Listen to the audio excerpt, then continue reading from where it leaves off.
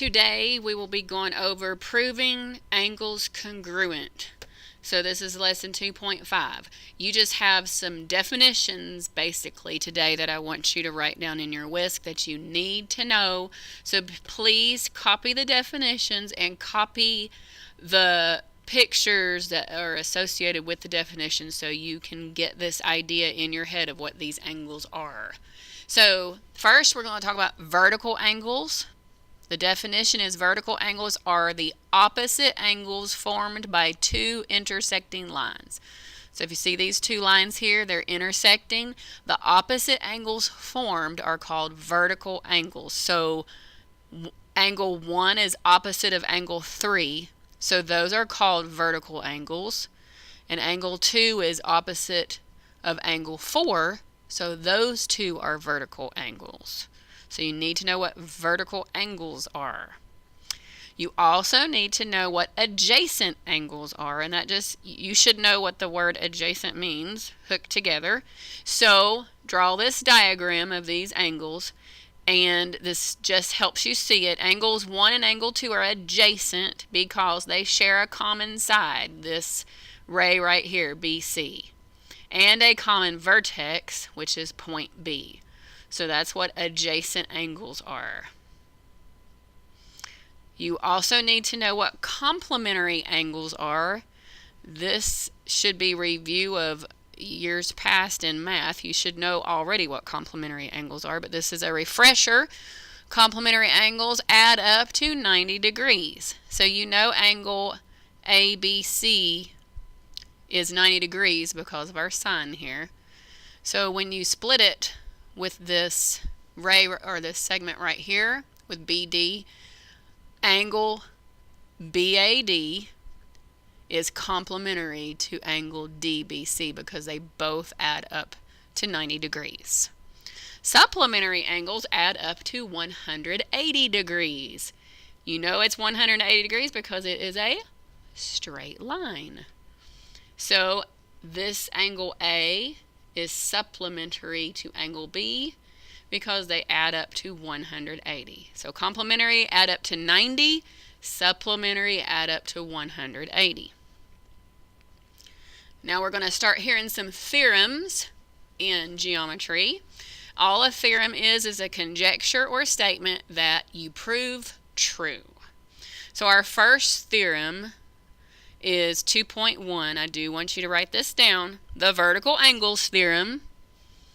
And it says vertical angles are congruent. So angle 1 is congruent to angle 3. And angle 2 is congruent to angle 4. And right up here we talked about vertical angles. They're the ones that are formed, the opposite angles formed when two lines intersect. So down here we see that they are congruent. And sometimes in pictures, in the diagrams, you'll notice that they're coded that way because of maybe colors or lines that you see. So these two are red and these two are blue. All right, theorem 2.2 is congruent supplements theorem. It says if two angles are supplements of the same angle, or of congruent angles, that means they measure the same, then the two angles are congruent. So if you look at this diagram right here, if two angles are supplements of the same angle, so if we take a look at, if we looked at this line right here, angle 1 and angle 2 are supplements, and angle 1 and angle 3 are supplements.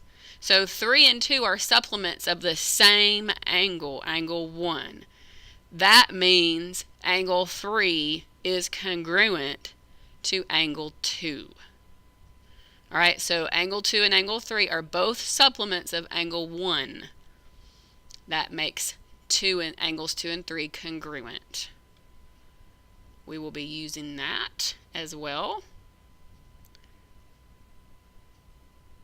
Here are our last theorems that we'll be using the next couple of days, well, next rest of the year probably, but especially the next couple of days. Theorem 2.3, congruent complements theorem, says if two angles are complements of the same angle or of congruent angles, then the two angles are congruent. It's kind of like this congruent supplements theorem. Theorem 2.4, all right angles are congruent. Hopefully you know that because they all equal 90 degrees. So they are all congruent. They have the same measure. And theorem 2.5, if two angles are congruent and supplementary, then each is a right angle. Supplementary means they add up to 180. So if they're congruent and they're supplementary, they would have to be a right angle because 90 plus 90 is 180. So be sure you have these down in your whisk, and we will be using them to prove angles are congruent the next couple of days. Thank you very much.